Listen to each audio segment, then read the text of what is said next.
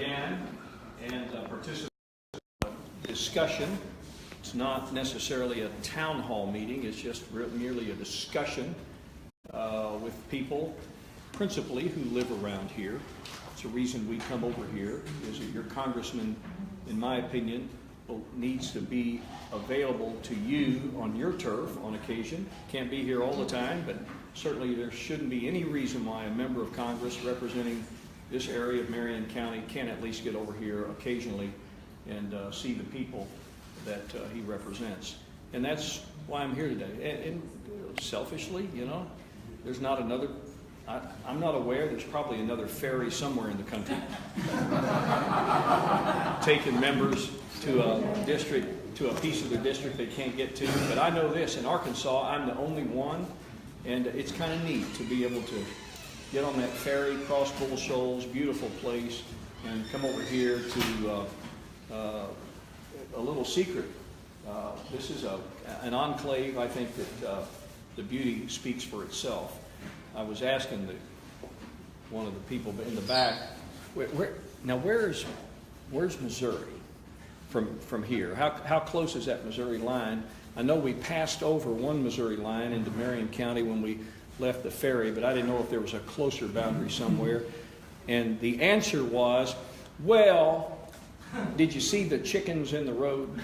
And now when somebody gives you a reference of a border by declaring chickens in a road, you know you're in an area that you have to go to get to. And so anyway, it's great to be here today. I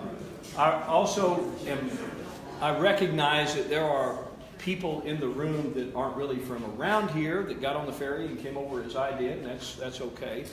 But the principal purpose of me coming here today is to engage pretty much the people that live around here. It's why we come over here. And so I want to accord them a measure of precedence and importance, because it's those individuals that we have targeted with this coffee with the congressman today. I'm only going to take a couple of minutes to brief you on where we are right now, and then I'm going to throw the floor open, and we're going to have hopefully a robust discussion. I'm confident it will be a robust discussion of things going on in Washington. First of all, we're on what is typically known as the August recess. It is a time that back in the days when Washington was not air conditioned, it's such a hot and muggy place in August, they decided, look, if we're going to have a period of time dedicated so that members can get on vacation, go take care of families, get back to their districts, then we're going to set it up in the month of August. And that's why the August recess is set up the way it is. It is by design. The calendar is published around Thanksgiving of each year, and they always block out the month of August. So if you're going to go take a family vacation, or if you're going to do an overseas trip or those kinds of things, that's the time to do it, because Congress won't be in session. I use the time more often than not to travel my district because I'm not encumbered by the fact that I got to get on a plane tomorrow and get back up to Washington. So this week, last week, the week before, I'm in the district. I'm around.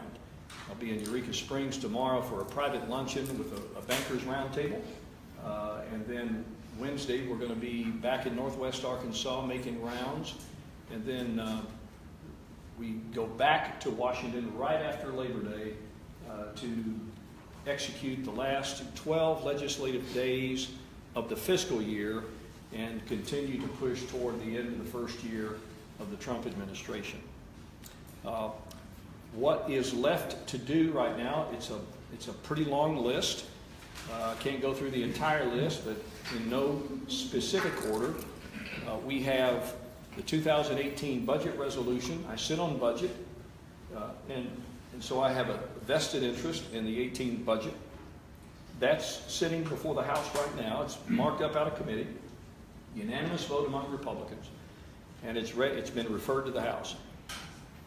The appropriations that drive discretionary spending, this is about a fourth of government, but it's the government that you're most familiar with. It funds national defense and education and transportation and a whole lot of other things. That appropriation legislation is marked up through committee in the House, and I'm on that committee as well. And we have sent each of those 12 appropriation bills to the floor for consideration. The leadership took 4 of those bills and packaged them together right before we left for the August recess.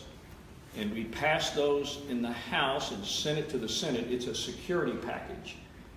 The leadership thinking that if we have any trouble between now and the end of the fiscal year getting appropriations completed, at least we want to take care of our men and women in uniform and the security issues facing our country. So they wrapped 4 bills together.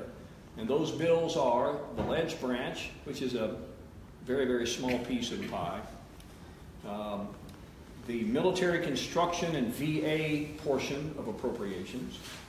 The energy and water bill, which funds the nuclear program of the country, all of our weapons programs, and DOD, Defense Department. So that's the security package that we have passed and sent to the Senate. Senate hasn't acted. I'm sure they will when they come back. And then we have 8 more bills on appropriation that we've referred from committee but haven't been acted on in the House. And they range from agriculture to transportation to commerce, justice, science, and on and on and on. So there's 8 more bills that we've passed in committee waiting for House action. So budget and appropriations are 2 critical ones because we have an October 1 fiscal year start coming up. And we need to get our work done before anybody starts talking about shutting the government down. On top of that, if that's not complicated enough, we have the debt ceiling. And right now, the debt ceiling is at somewhere around 19.8, and we're on extraordinary measures now through Treasury.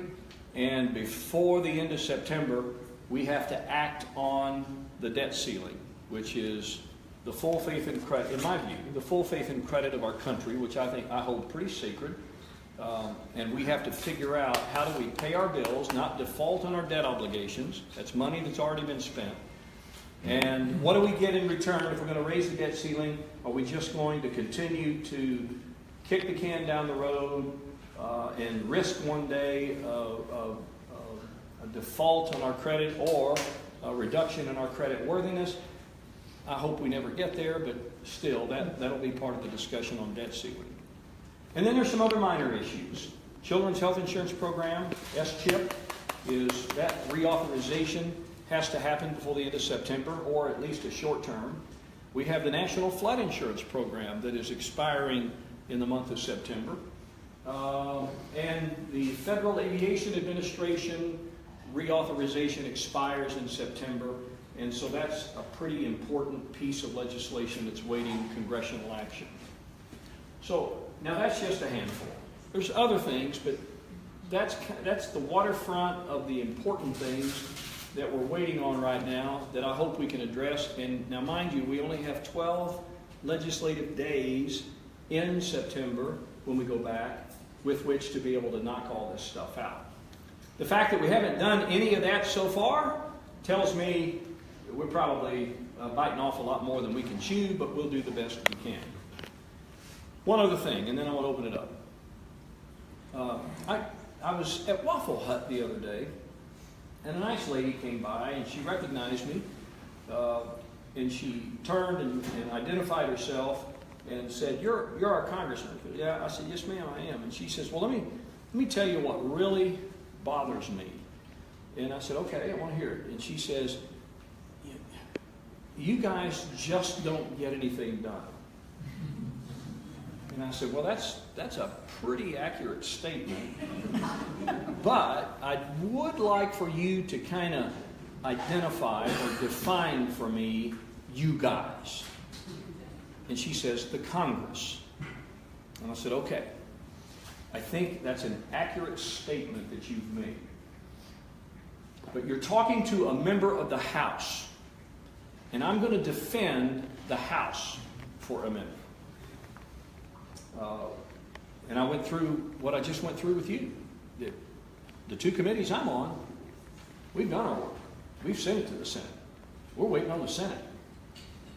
And I don't make a big deal about dropping dimes on the Senate, but let me just tell you, people, we have a rule in the Senate. They have a rule in the Senate called the right to filibuster. And it's in place to protect minority interests, political minority. Meaning that just because you may have 52 Republicans doesn't mean that every single thing you do, all you've got to do is get 51 votes and it's game, set, match. No, there's a concept of the filibuster in there designed to at least give the minority opinion standing on certain matters. And it allows them to filibuster, and it raises the stakes on what it takes to end the filibuster.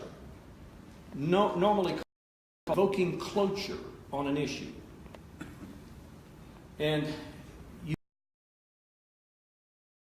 court justice debate that Gorsuch was nominated, the Democrats filibustered the nomination, and then the Senate Majority Leader went nuclear, because it's all Senate, none of this is House, did the nuclear option and said, we're going to allow this confirmation to happen without the ability to filibuster. Now, I want you guys to know something right now. I am not opposed to filibusters. I do think, however, there are a few things maybe that the Senate shouldn't be able to filibuster. And near and dear to my heart are budgets and appropriations. We got to have those. And I don't want to see the government held up because of a Senate rule. And so if I were king for a day, and obviously I'm not, and probably to the enjoyment of a lot of people gathered here today, and including my wife, I'm not king for a day. But if I was king for a day, we would probably not, there'd be a rule that you're not going to filibuster budgets and appropriations because those are necessary to keep the wheels of government turning. I don't ever want to see government held up because of a technicality like that. But anyway, that said, she just was complaining because Congress hasn't done anything. And so I explained to her this. I said, ma'am, the House has acted. The House has been busy. The House still has a lot of things it's still working on. And like it or not, the House is the only chamber of Congress that has facilitated a piece of legislation to repeal and replace Obamacare. So whether you like it or not, the House has acted. And the House is a reflection of the people because there's 435 of us, each one of us representing about 750,000 people, and we've done what we said we would do in our campaigns. But the House can't do this by itself. It has to have a dance partner in the Senate, and if that doesn't happen, then Congress is stalemated. And the framers drew it that way. So here's what I want from you.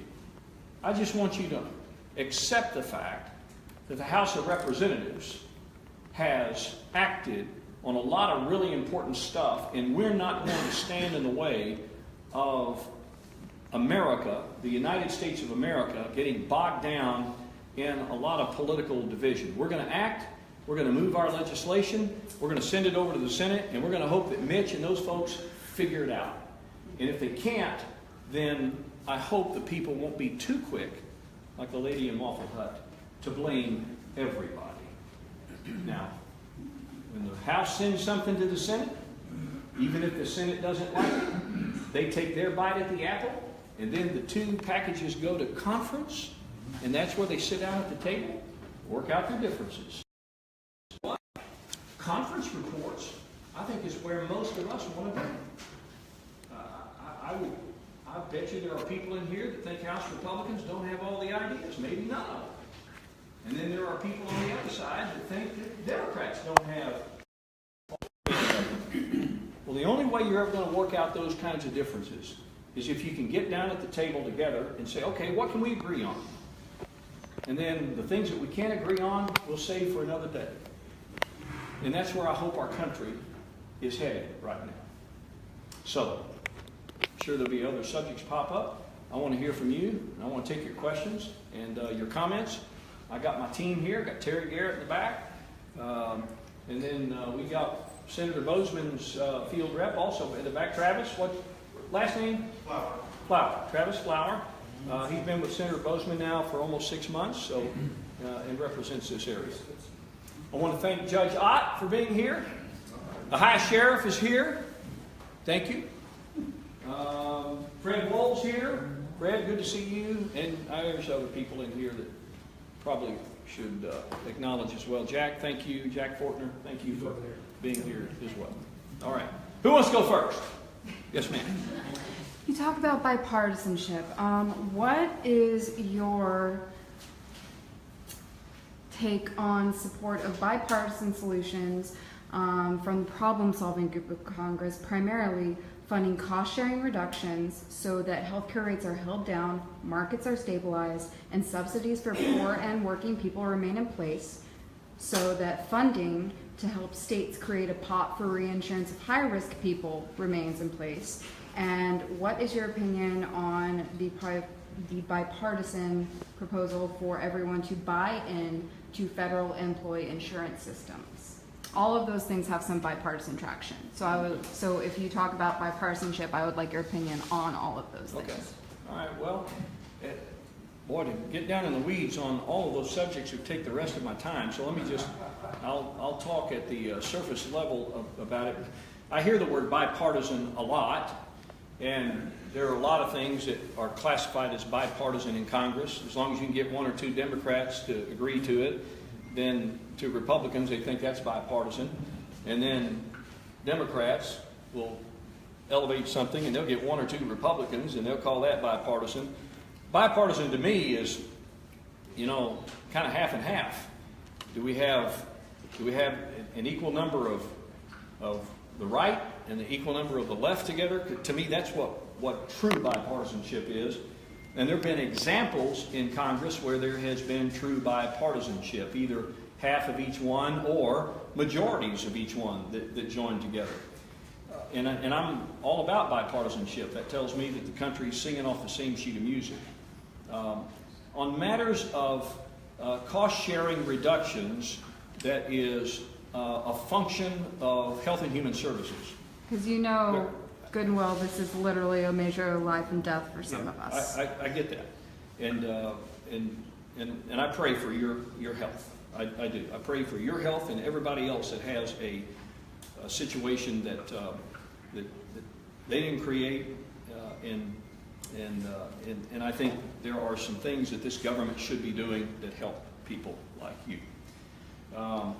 The question overall on health care is whether or not the country made the right choice in creating what I refer to as a middle-class entitlement program, i.e. the expansion of Medicaid, and whether or not we, whatever we did was stabilizing or destabilizing to the insurance industry.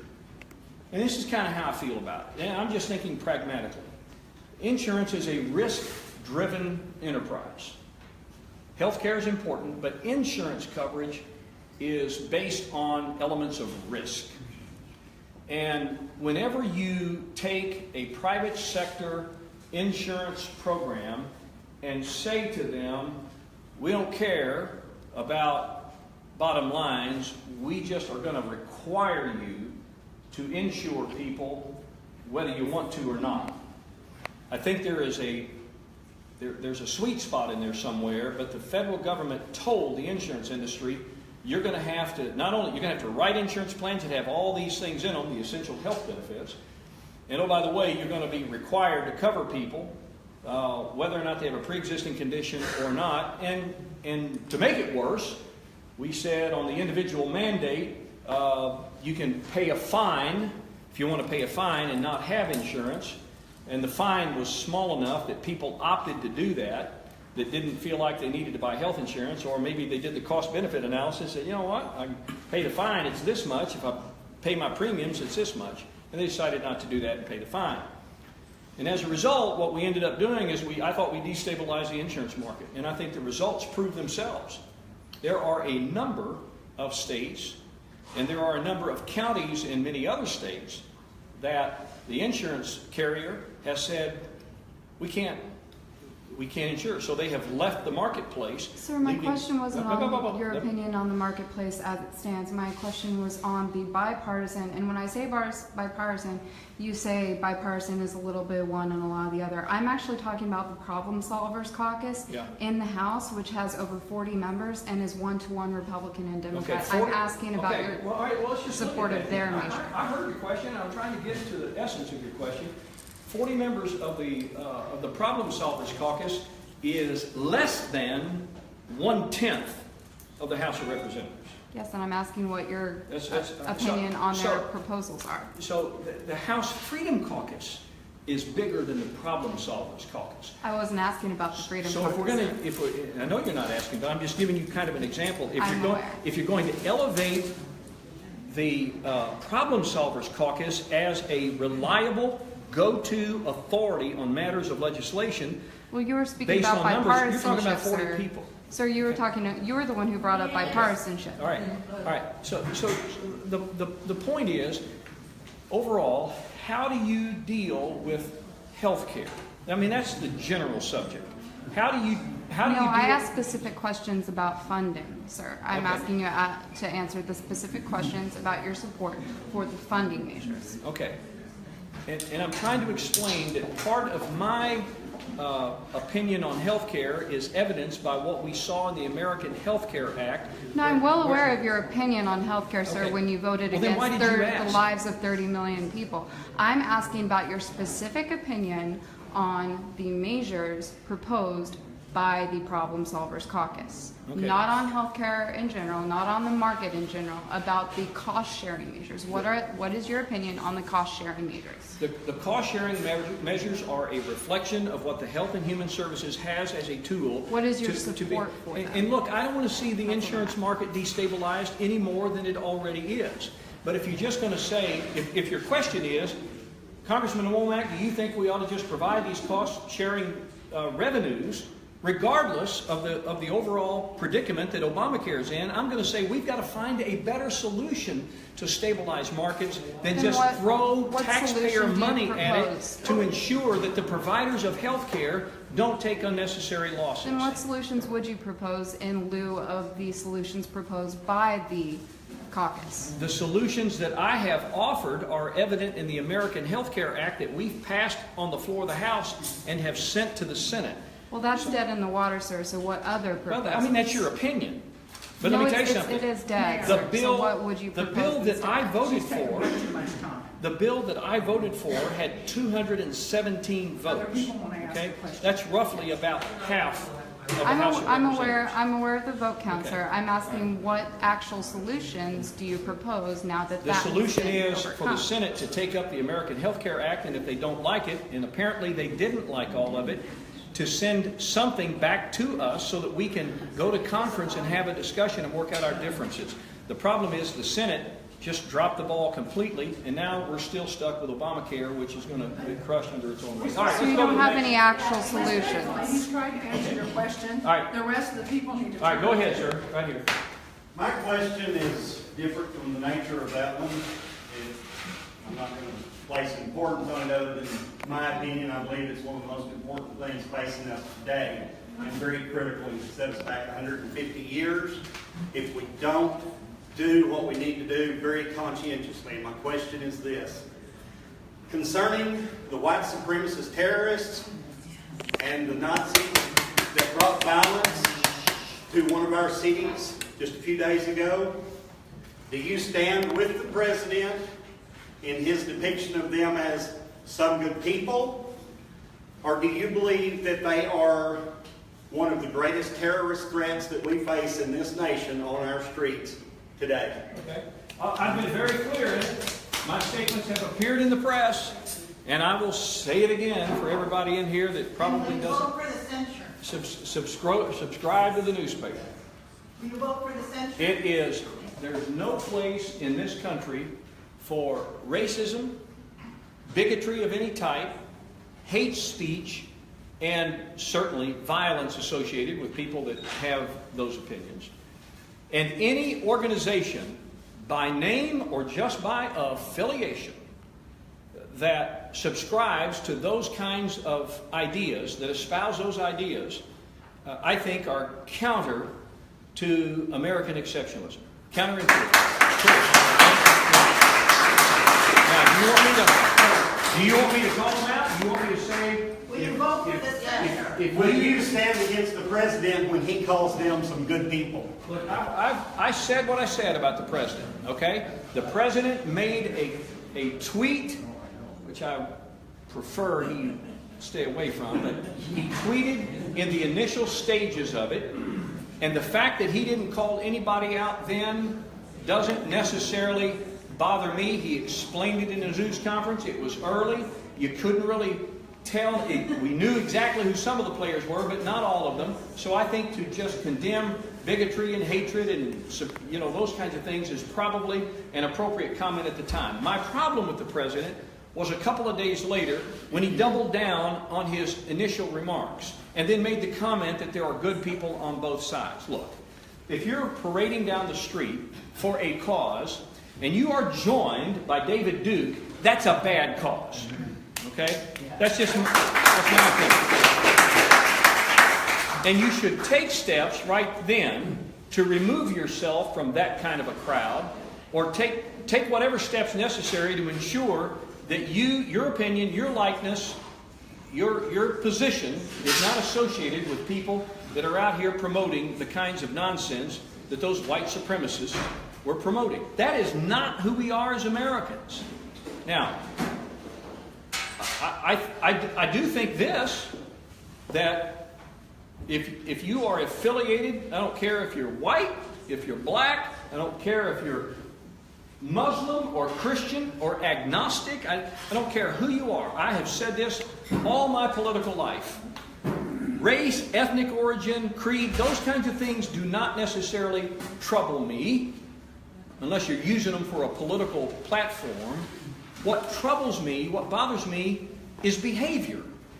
And if your behavior is linked to organizations that preach that kind of hate, you're not part of the American fabric that I served 30 years in the military to defend. It's just simply not, that's not acceptable to me. I'm not going to get into, well, the president should have said this at this moment in time. He's got plenty of people advising him. My job as a legislator is not to cover for him. It is not to support him against all costs. My job is to be the check and the balance to the executive branch of government. And that the judicial system is going to be the check and the balance to the legislative branch of government. That's how these framers made it. I thought they were wise and very prudent in how they set it up. And so I look at my job as being, I voted for Donald Trump. I want Donald Trump to be successful. I wanted Barack Obama to be successful. The problem with Barack Obama was the fact that his policies were so far left, I thought they would do more harm than good. So I didn't get nasty or preach violence or suggest he be assassinated or anything like that. I just simply did my job as a legislator to be the check and the balance to the Obama administration. And the people apparently weighed in 2016 and handed us another president. I want my job now to be the same, to be the check and the balance, and where I think the president's going to do good things, I am going to be an enthusiastic supporter of that agenda. But to the second part of the question, do you call them, because I'm not a fan of Fox News, but I have sat in my brother's house and watched it a lot. Okay. And I saw for a solid year, we were called out daily, multiple times daily, to name the enemy or you cannot defeat it. Do you call and name these terrorist organizations, including the KKK and the Nazis, neo-Nazis, alt-right, whatever you may choose to call them? I basically just call them terrorists. Do you call them the same terrorists in our country? And do you believe that they are the greatest threat we have due to the number of incidences of violence that they initiate, do you believe that they are the greatest terrorist threat we have on our streets today? No, I don't think they're the greatest terror threat. I think they are a really complicated issue for our country and its soul right now as to exactly who are we, and there are far too many people that subscribe to their agenda. My definition of a terrorist has little to do, if anything to do, with what they say. It has everything to do with what they do. Okay? So if let's just take ISIS for a minute. If ISIS just went around saying, we don't like what the West does, and we don't like Christians, and we don't like this, or we don't like that. I'm talking specifically about their terrorists. Let me finish my statement. Because they're a real terror group, okay? They don't just go around saying how that what we do is not right. If they were and there are people affiliated with those rogue groups that are U.S. citizens, that's their right to feel that way. But when they start preaching things like violence and harm, and particularly carrying out acts against innocent people, taking a truck and driving down a sidewalk and mowing people down, or taking out a machete and trying to cut somebody's head off in a Walmart produce section, not that hadn't happened. But if it were something like that, then obviously they're terrorists. The fact that somebody would say, I consider my race to be supreme, feel that way all you want to feel. But let me tell you something. That's not who we are as Americans. And as a result of that, as long as they're not inciting violence, then it's their First Amendment right to feel that way. And I took an oath to protect and defend the Constitution, and in the Bill of Rights it says you can feel any way you want to feel. When you start acting out some of these issues in a violent sort of way, particularly against innocent human beings, you're a terrorist. You're a terrorist. So what proactive measures do we take when we see them walking into a square to a demonstration armed with firearms or clubs or both? Well, now, sir, you've introduced instruments of conflict, but if they're just marching in, they have a right to feel the way they want to feel, and I have every right to disavow it. But we're not going to allow this country to revert into some kind of civil violence that's going on in our streets. And that's where I think that some of these organizations have just gone way too far inciting that kind of activity. Yes, sir, right here. 5 minutes. Guys, one question, 5 minutes. One question. All right, let's keep her moving. One question. What's your feeling on, one of the things I was surprised, I hear when they're going into debate, they go into closed sessions. And I assume the Senate and the House both make their rules on debating, but a closed session, I would think in government, we would be incensed that a group would go into a room and later on, we find out the deals that were being made later on to get a bill passed. What's your feeling on that? Now, help me understand closed session. Well, I'm not saying that. I'm saying when I hear that they're going to go into debate and it's going to be closed, and I saw on one of my news, no public allowed, but they go into closed sessions. What's your feeling on closed sessions? Well, if it's a matter of national security, obviously it's going to be a closed session. Yes, that's right. If it's of a classified nature, obviously it's going to be a closed session. I'm not aware, and you guys probably know more than I know, I'll admit that.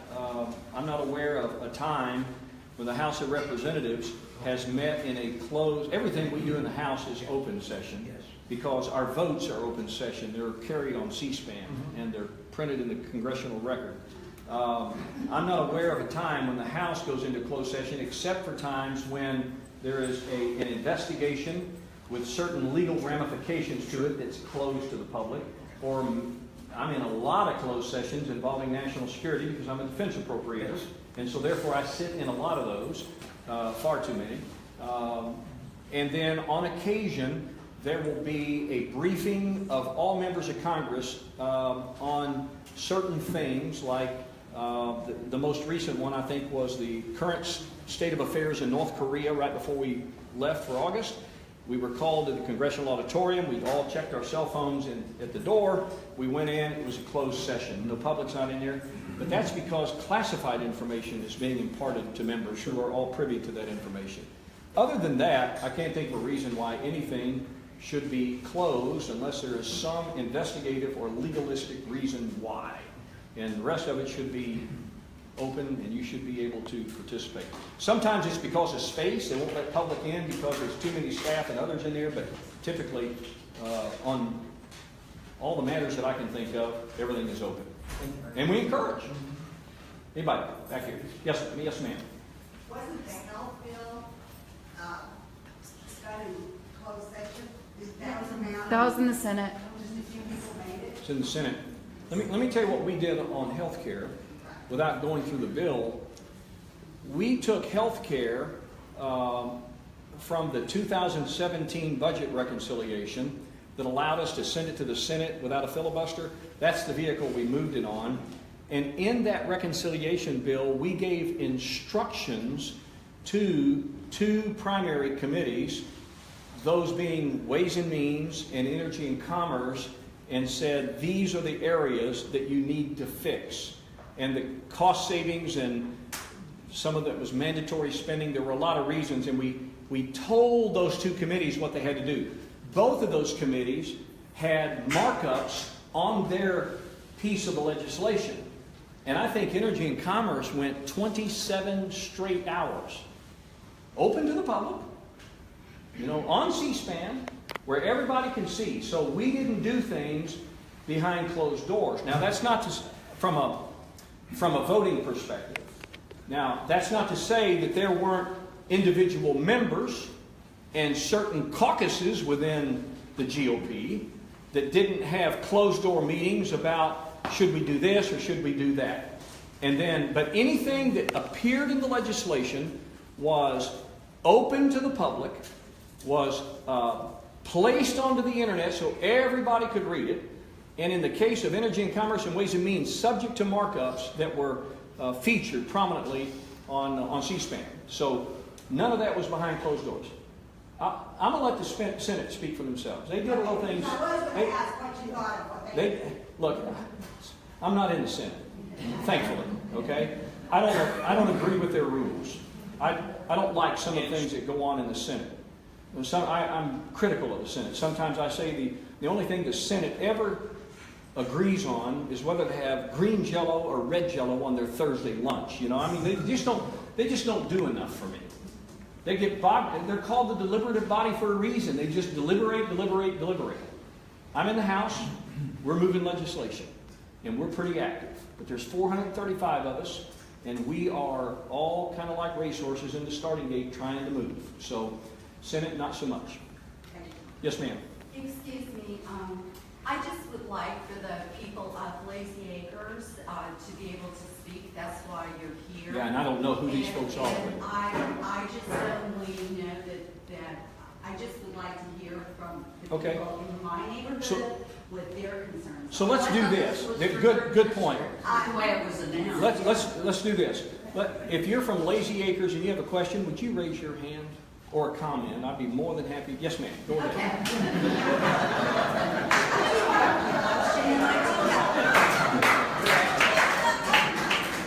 My name is Deborah Schilling-Smith. Yes, I'm new to your area, and thank you for having me. I'm from New Orleans, actually. And so I want you to know that I have been impassioned about what is happening to my country. I have been impassioned about what has happened behind closed doors. So it's not only the big government, it's the little government that has stuff going on behind closed doors. And I can tell you that in New Orleans, that there was a small group of people who was on a plane with our beloved mayor, Mitch Landrieu, and they said, the statues need to come down. We talk about terrorists. You want to talk about terrorists in New Orleans? A terrorist in New Orleans spit on a woman at a monument who was in a wheelchair. Where is the outrage at that? Where is it? You know, it's both sides. It's not one side. It's both sides. And no, I am not a white supremacist. I can't even say it. But I can tell you that David Duke ran for the governor of Louisiana, and the reason why people voted for him was so that the corruptness would stop, and praise God, they did not fulfill the David Duke era of being a governor. I mean, it's just crazy. It's crazy. What is going on with our country? I don't understand it. Well, first of all, Amen. welcome. I represent one of the greatest areas in the country. Yes, you do. They don't all think the same, but we're all kind of cut from a very similar cloth in the 3rd District of Arkansas. And that's why I enjoy my work so much, is that the vast majority of people have opinions that I think are practical in nature. They'll disavow white supremacists and white nationalists and the KKK, but at the same time, they'll look at the statue of, say, Governor Berry on the square in Bentonville and say, there stands a governor. When a lot of people will look at it and say, no, there stands a Confederate soldier, and that we need to topple that thing. Yes. Most of the people that I represent don't want anybody pulling that statue down. They want those statues to be a reminder of history, and to try to go back and sanitize our history by pulling down a statue is probably not going to accomplish what, in fact, I said this morning on the radio in Fort Smith, I think it will make matters worse, not better, by pulling down statues. But to your point, the country needs to examine its heart right now. Yes, we need to understand exactly who we are. What is Lady Liberty there in New York Harbor? What is she actually saying? And let's don't try to all come up with our own interpretation of it. What they're basically saying is this is a different country. This is no longer an experiment. It is a country that believes in diversity, and we're a melting pot of a lot of different cultures, and we have chosen freedom as what we prefer above all others. Problem is that we've drifted away from melting pot and become more of a tossed salad in some of our divisions. And I think we need to go back to the melting pot concept. You come to America, you be like an American. That's right. How do you define American? I think it could begin with speaking our language. You know, learning what the language is, and speaking in one language, and not being so communal in your thoughts and in your practices. That's the America that I want to see, and it's the America that I happen to represent for the most part in my district.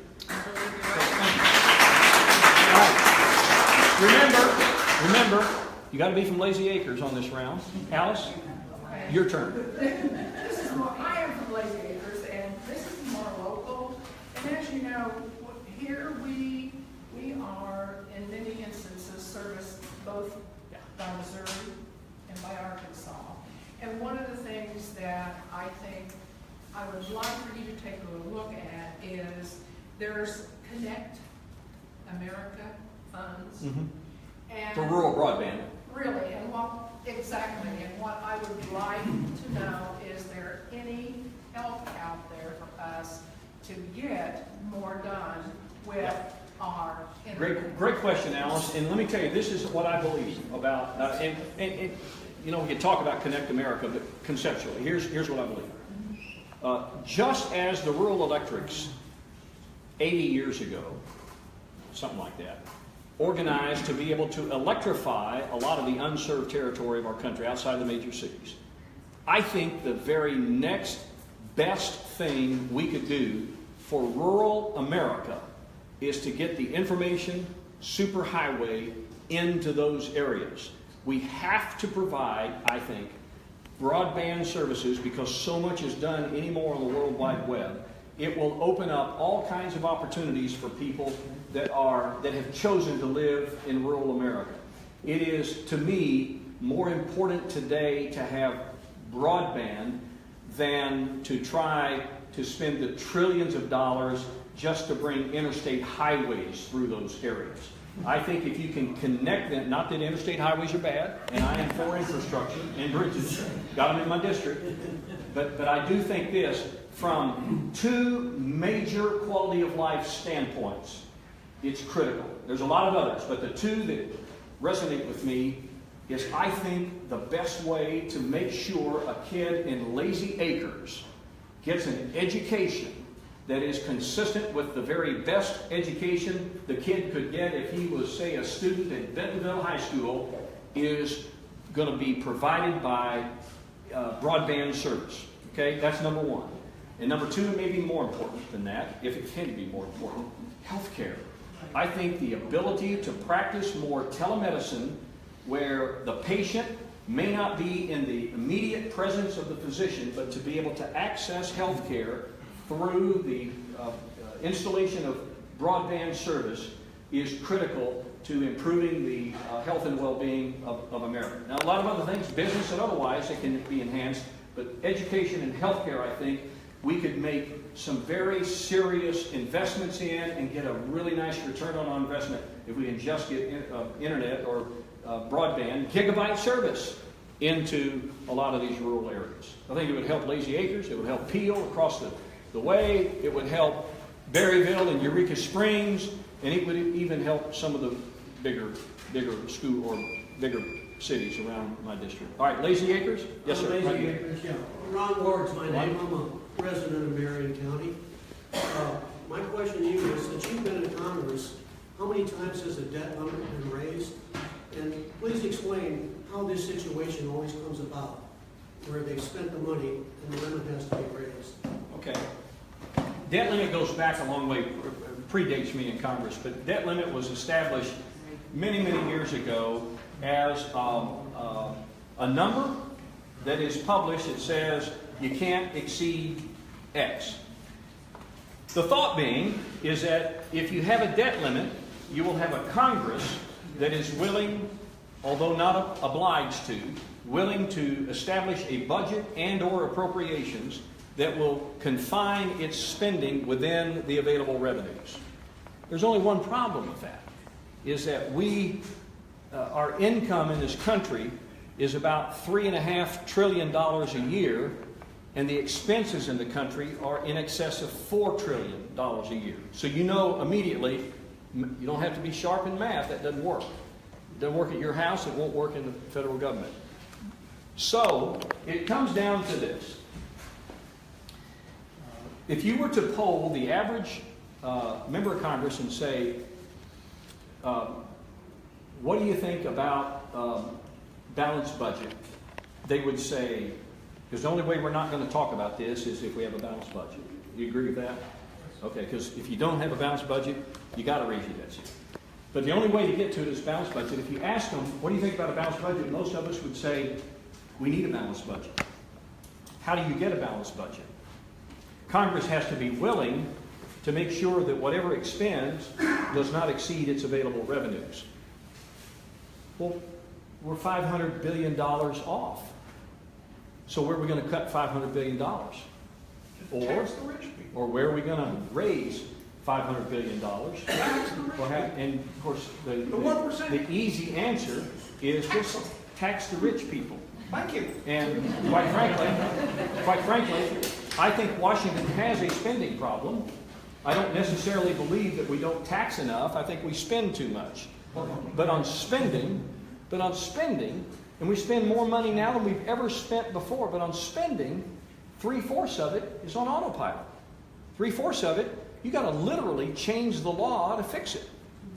And do I need to go back to the Senate rules to tell you how complicated that is? You got to absolutely change the law.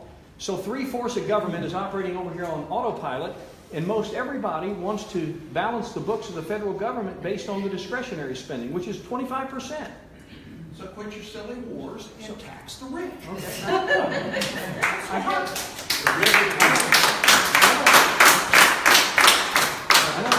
don't think the voters, I don't think the voters of the 3rd District of Arkansas sent me to Washington so we could raise more money so we can spend more money. I just don't think that is why they sent me there. I think they sent me there to ensure that whatever we spend is spent responsibly and that we have certain policies in effect that are sustainable over the long term. So, and then to try to grow our government, which is why Donald Trump got elected, so that we can not grow our government, grow our economy. Get the boot off the neck, the regulations off the neck of the shake your head, I get that. Like dumping pig shit into the buffalo? I understand. You don't like that because you want more government. I don't want more government. Okay, you just said. I want less government. I want a clean river. No, you just said, in response to her question, which I 100% agree with, about the rural America, that we need help in rural America. I didn't say all spending was bad. We need help in rural America. How are we going to do that if we don't spend? So you've got it's a balance. Well, so that's what you have. Don't misunderstand me, please. I am misunderstanding. Please. Because that's what he's saying. Don't. Those funds are already appropriate. Let me finish. What I want to know is, Don't misunderstand me. You never heard the words come out of my mouth that all spending is bad. No, I did not. I sit on the Labor, Health, and Human Services Subcommittee of Appropriations. Who do we fund? We fund the National Institutes of Health. When Mick Mulvaney sent his budget from the White House to us to cut $7 billion, what did I say in the press? What did I say in my town hall meetings back in April? I said, don't worry about that. That's not going to happen. You said not to worry, but then you voted to cut the Medicaid. Don't touch me, sir. The National Institutes of Health is going to give us a return on investment. We can't be cutting $7 billion. The point I'm trying to make is that we have a spending problem in that the real spending that's getting away from us is not on the discretionary side. That's only $1 trillion. So you solve that by taking away the health care from a third of our Kansans that are on Medicaid? I will say this, and then I'll go to the next question. I will say this. I think this gentleman asked a question about the debt ceiling. It's a number. And if you vote for appropriations, and if you don't change mandatory spending, then you are automatically voting, in my opinion, to raise the debt ceiling because you know it doesn't balance. And it just makes sense. If you're voting for something that's going to spend more than you make, you're automatically voting for an increase in the debt ceiling. There is a point in time when that's not going to work anymore, and the markets will begin to tell us. They haven't yet, but we can't wait till the last days when the markets start to react to Congress's inability to get its spending under control. And I'm not saying that I would never look at a revenue, but I don't want to look at it first. I mean, his knee-jerk reaction is tax the rich. I say, let's get our spending under control first. No, don't quit. I say, let me finish. I say, let's grow our economy. Let's put people to work. Let's make people who are on government programs work. They already do. If they are able-bodied, But they already work. You could raise the minimum wage and then you would get them off those programs. But they already work. I didn't call them. I know, because you never call them. The point I'm making is this. We've got too many people that want the government to be the panacea for all their mistakes. And we don't need to be that.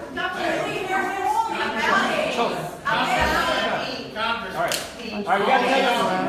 All of the audience, listen up. Pay the congressman due respect. That's right. Raise your hand and be recognized.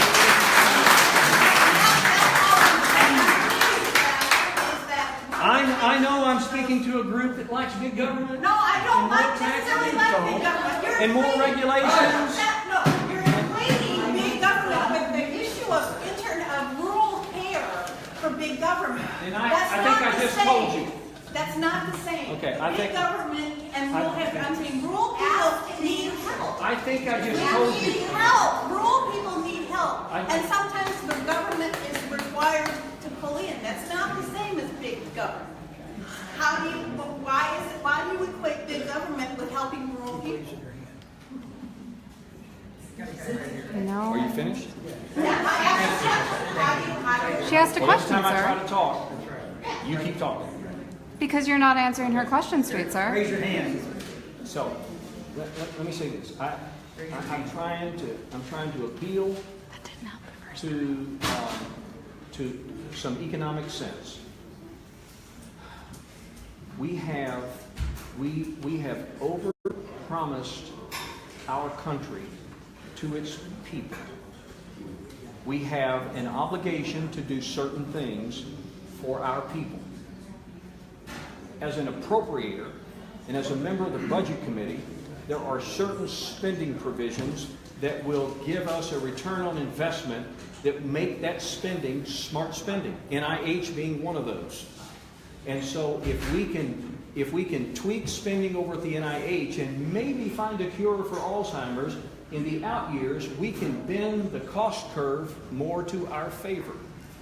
We have got a social safety net program that tens of millions of people are in that are living a lot longer than the actuarial tables that set it up expected, which is a good thing.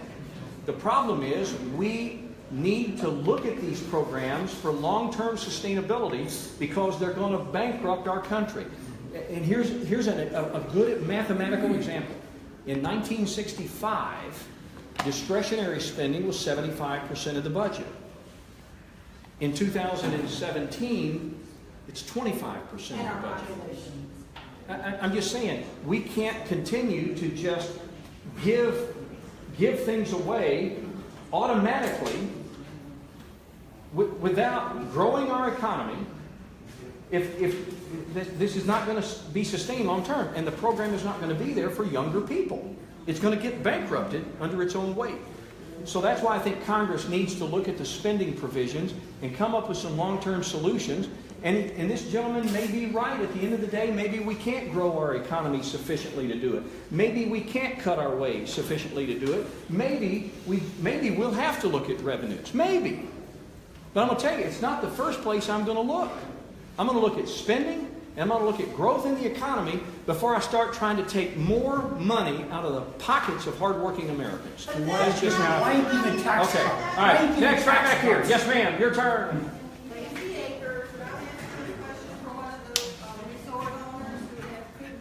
Yes, ma'am. She was wondering, does Arkansas gather the tax of the cost of high water flooding? And if they do we know the cost, like FEMA for docks? And is this area included in those taxes? Do we know that yet? Well, oh boy, whole nother subject. The Corps of Engineers has lots of empirical data on flooding issues. Let's face it, this whole White River complex was based in part on flood control. Some of it on recreation, some of it on water supply, but primarily, and some of it on hydropower, but mainly on flood control. That's what it was set up for. So we know. I think where the Corps probably makes a few mistakes is applying worst case scenarios to their decisions. By saying, we're not going to let you do certain things along the shoreline because something else could happen that hadn't happened forever. But they are responsible for managing it when it does happen, if it does happen. And I think sometimes we make some very poor decisions based on worst case scenarios. I think we need to have a little more pragmatic attitude about it. But built into all of their management programs is indeed empirical data on flooding. Now, there are different opinions out there about whether those conditions are changing. And has the Corps of Engineers updated its data to compensate for that change? This has been an unusual August. That lake is what? 20 feet higher than it should be? 25. 25? This is an unusual year. Is it an anomaly, or is it foretelling of more of the same? So, but the Corps of Engineers does do that. Okay. Lazy Acres, right here. I just have a comment about health care. Okay. I'm in health care in the government. The things I notice is the government spends a lot of money on welfare, and it comes to people that have been getting it for years and years. Well, I can generalize. I have to pee in a cup to do my job. Why don't they pee in a cup? If they're on drugs, meth labs, I'm serious about it. That's a bunch of money that we're spending, our tax dollars on people, and it's not, I'm not generalizing just welfare, but I'm saying that government spends out all that money, and believe you me, I know people on welfare, and I'm like, wow. I mean, and I'm just wanting to know the difference. I mean, I can't do my job. I have to pee in a cup and have to be 100% drug-free, yada, yada, yada, and I've done it 25, 30 years of my life. So why aren't the people getting welfare checks doing something like that? Why are they required? The subject that you have raised, I'm gonna categorize it this way. Okay. Is it based on government policy? We have failed to influence certain types of behavior that is productive in nature or that would produce a better outcome for all people. I.e., if somebody's on drugs, and look, drugs have been a problem for my own family. Okay, I can speak with a lot of authority on it.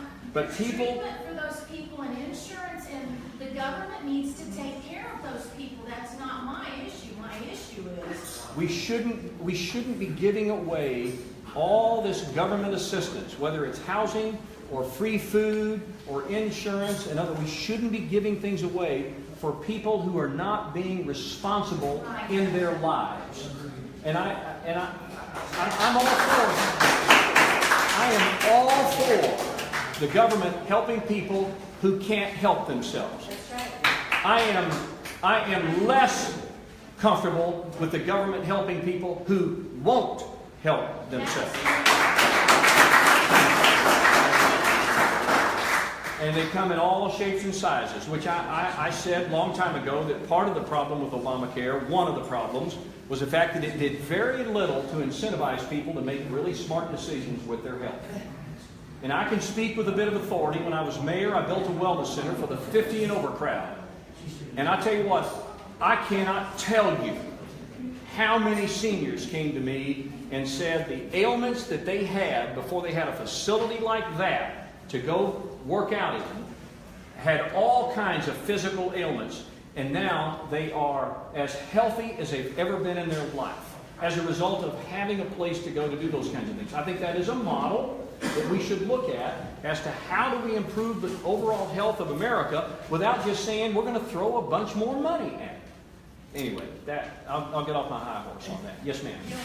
Peel Volunteer Fire Department Auxiliary. My name is Candace Boynton. Everybody, welcome to the area. Since Trump's inauguration, his D.C. hotel has become a popular meeting place for Republican leaders, members of his cabinet, and conservative groups, as well as a destination for Trump supporters. Guests at the hotel have spent $8.2 million on foods and drinks so far this year. Since this is a violation of the Monuments Clause, how do you propose to right this wrong? It's a violation of the U.S. Constitution. Well, I think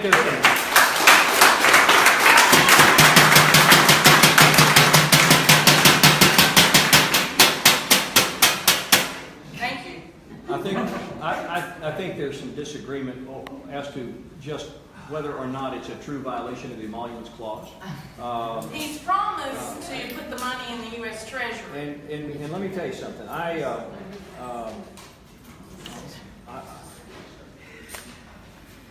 don't know whether to say I'm concerned that a president would benefit from his service as president. Every president benefits from their service as president. Just look at them. I mean, Hillary and Bill were flat broke.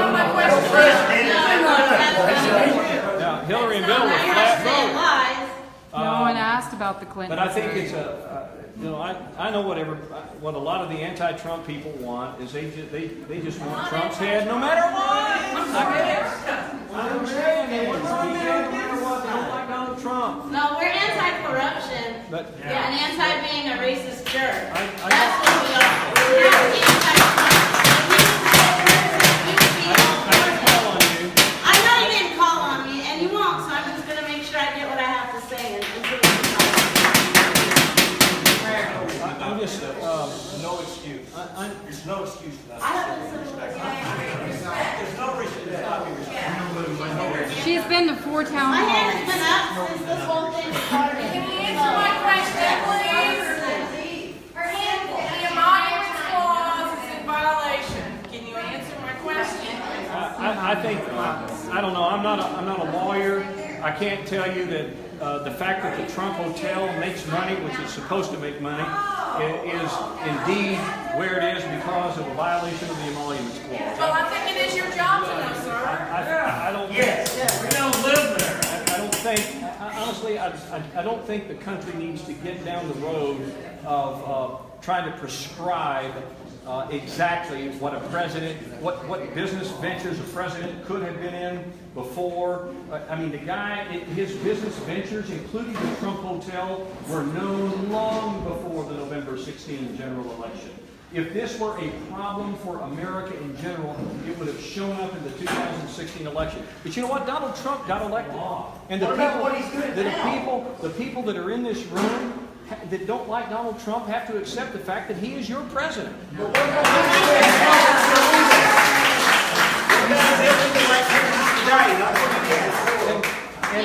have to accept that he's our president. We can stand and we can say what we feel. We have a right to. I totally get that. I know you, Thank you. and I'm here. I have the right like I say, to but he's your recognize him president. as my president. He is your president. I didn't know he's not. He's He's your not my president. president. When he is your president. We have the right to take umbrage with violation of the All right. annulment clause. Okay, gang, it's 5 minutes till, and I've got to catch the ferry back to the other side. Last ferry's at 7:20. And say what? The last ferry is at 7:20. All right, go ahead. This poor man. Can you tell me how the clean water rule affects us? Yes.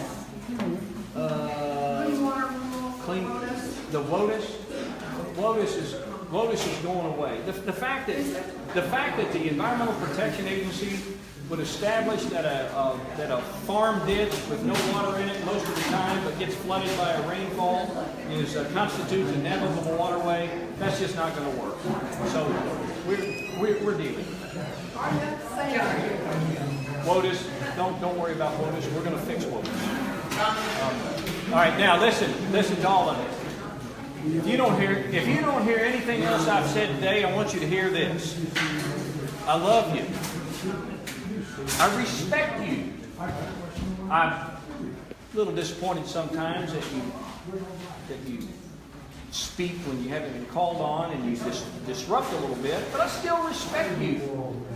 And at the end of the day, we just complained here 5 minutes ago about how divided we are as a country. And if we don't start working on it together, we're never going to come together as a country. We're just going to get worse. So what I would hope that all of you do is just continue leaning forward on your political positions, and where you are passionate about things, be passionate. I'm the guy that's been elected to go up there to Washington and represent what I believe and continue to believe are the majority interests of the people that I represent. And you know what? When I put my voting card in that machine, I'm not thinking about Donald Trump. I'm not thinking about my checkbook. I'm not thinking about anything related to me.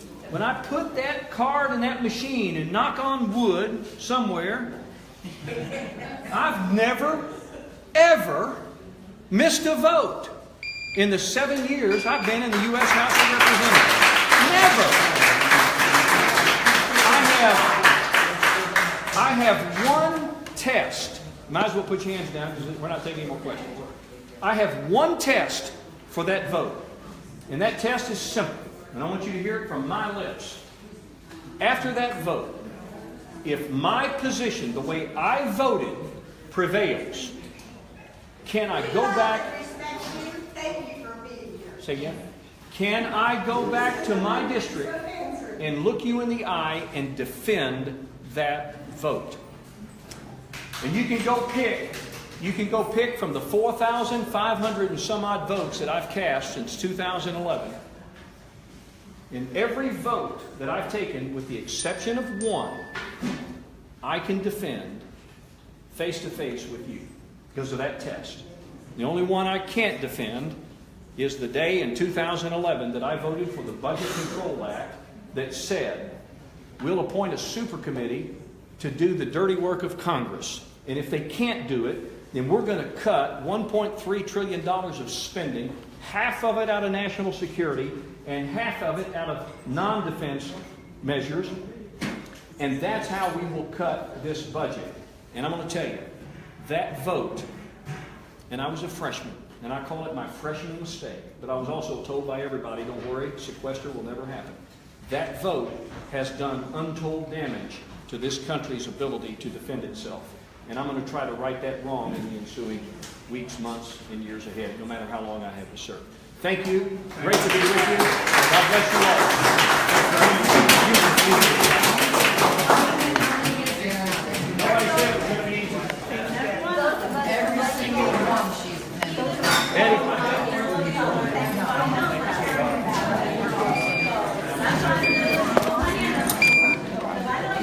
I'm sorry. Careful out.